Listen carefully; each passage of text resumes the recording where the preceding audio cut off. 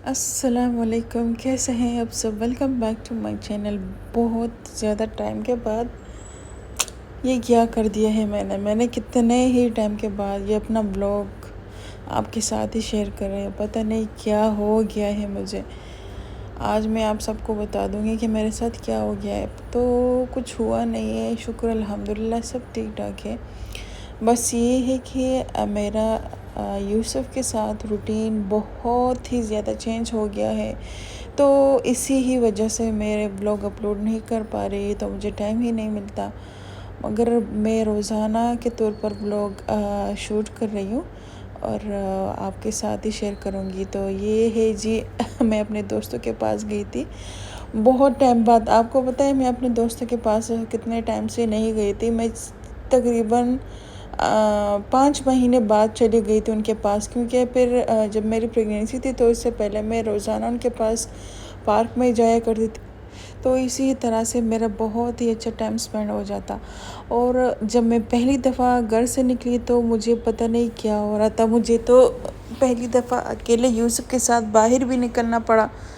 तो वो पता नहीं एक डर सा लगता है कि बस बेबी को कुछ हो ना जाए, अल्लाह ना करे, अल्लाह ना करे। और कुछ भी नहीं होता। मैं इतने कलमे इतने वज़ाइफ पढ़ती हूँ तो अल्लाह पाक मतलब जो हिफाजत करता है ना, वो इसी चीज़ में हमारा दिल थोड़ा सा मजबूत रहता है कि बस हम यही पढ़ते हैं। तो इसी वजह से फिर मैं ज़्यादा घर से निकलती भी नहीं। और उसके बाद हमने जाना था डे टू डे मार्केट, और हमने वहाँ से कुछ सामान वगैरह भी लेना था। और यहाँ पर हम आ गए थे जी। हस्बैंड जब ऑफिस से आ गए थे तो उनको मैंने बोला है कि चले थोड़ा सा जो घर की ख़रीदारी है वो भी कर लेंगे। ग्रोसरी वगैरह ख़त्म हो गई थी घर में, तो हमने वही करना था। और कुछ ख़ास नहीं था, बस ये था जी शाम का टाइम हो रहा था। और फिर हम घर में आकर जो ग्रोसरी वगैरह मेरी थी वो मैंने संभाल के रख दी, क्योंकि आप जब घर आकर टाइम पे वो अपना सामान रख देते हैं तो अच्छा होता है। वगरना अगर आपका सामान रह जाता है तो दूसरे दिन आपका दिल ही नहीं करता। आपको इतनी लेज़ीनेस होती है ना, इतनी लेज़ीनेस के क्या ही बताएं। तो यहाँ पर मैंने अपने हस्बैंड के लिए एक सोडा भी तैयार किया था। उनको इतना अच्छा लगता है कि मैं सोडा बनाऊँ, वरना उनको इतना बुरा लगता है स्प्राइट के मैं ऐसे ही दे दूँ।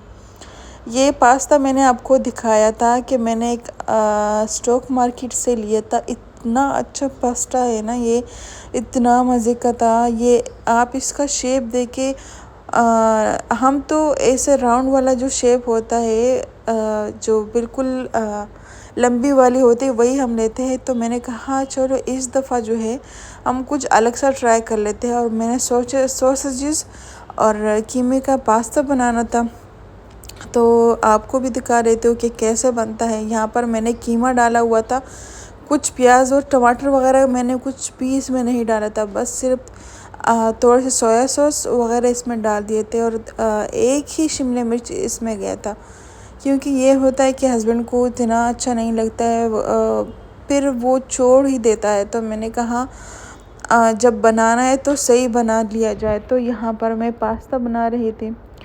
और अभी आपको बताऊँ, मैं इतने टाइम बाद ये अपना ब्लॉग शूट तो मैंने पहले ही किया था।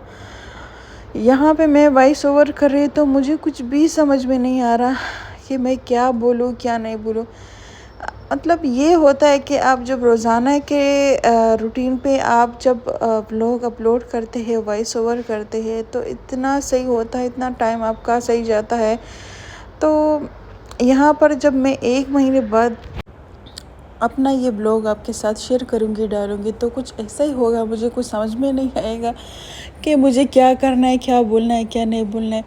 आप एक रूटीन में चलते हैं, मतलब एक रूटीन आपका सही से जा रहा है, तो आपके दिमाग में वही इसी तरह से कुछ बातें भी आती हैं कि क्या बोलना है, क्या नहीं बोलना है, किस तरह से करना है, किस तरह से एडिट करना है। खैर, हम अपना कोशिश करेंगे कि हम स्टिक रहेंगे इंशाल्लाह। और जब भी मैं ब्लॉग अपलोड ना करूँ तो मुझे इतनी मेरा दिल उदास रहता है उस दिन।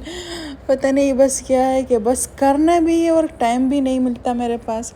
तो यहाँ पर जी मैंने बिरयानी बनाई थी लंच में। जो बेचने के लिए।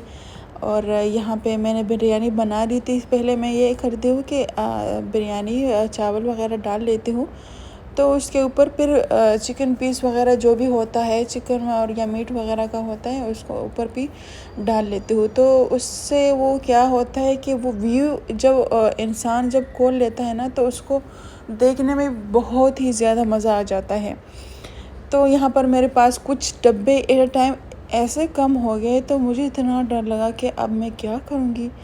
तो शुक्र अल्हम्दुलिल्लाह कि मेरे पास कुछ और डब्बे डिस्पोजेबल में पड़े हुए थे, तो मैंने वही यूज़ कर दिए।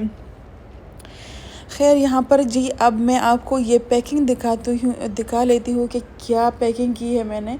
अब तो आपके पास ऐसे ही नज़र आएगा। ये एक पैकेट मैंने बना दिया था, अपने भाई को मैंने दे दिया था, क्योंकि वो ऑफ़िस सुबह जल्दी से चले जाते हैं। मेरे जो देवर है उनको दे दिया। और फिर अभी मैंने इनके जो पैकिंग है ना, ये मुझे इतना अस्तगफिरुल्लाह गज़ब लगता है ना कि बस मैं क्या करूँ, बस इनसे मेरी जान ही छूट जाए। बस अल्लाह, बस मैं आंखें बंद करूँ और ये बस पैक ही हो जाए, बस जादू में हो जाए। मगर ख़ैर ऐसे तो कुछ भी नहीं है। अभी ये आपको बहुत ही ज़्यादा कम टाइम में नज़र आएगा, मगर मैंने ये वीडियो को तेज़ चलाया है, तो ये इतना तेज़ चल रहा है ना, तो अभी वीडियो में आपको मैं सारा दिखा दूँगी कि कितना होता है, क्या होता है। एक एक डिब्बे को एक एक साथ में, उसके साथ स्पून, रायता वगैरह उसको पैक करना होता है। तो खैर मेहनत भी करनी है, मेहनत में ही बरकत है। तो यहाँ पर मैं अपने सारे डब्बों को पैक कर रही थी, और मैं सोच रही थी कि एक वीडियो बनाऊँगी और इसको फिर तेज़ से चलाऊँगी, और इसी तरह से जो मेरी वीडियो है वो बन जाएगी। इसी तरह से जी है मेरा ये रूटीन, जो कि मैं रात के टाइम में उठ जाया करती हूँ, क्योंकि अगर मैंने बिरयानी रात से बना लेती तो उसका मज़ा बिल्कुल भी नहीं आएगा, उसका टेस्ट भी बहुत ही ज़्यादा अजीब व गरीब हो जाएगा।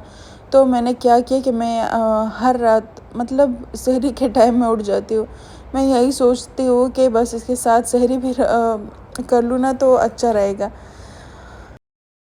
नींद भी इतनी ज़्यादा आती है ना कि बस क्या करे। मेहनत भी करनी है। इंशाअल्लाह अल्लाह पाक बहुत क्या कामयाब करे हम सबको और आप सबको भी।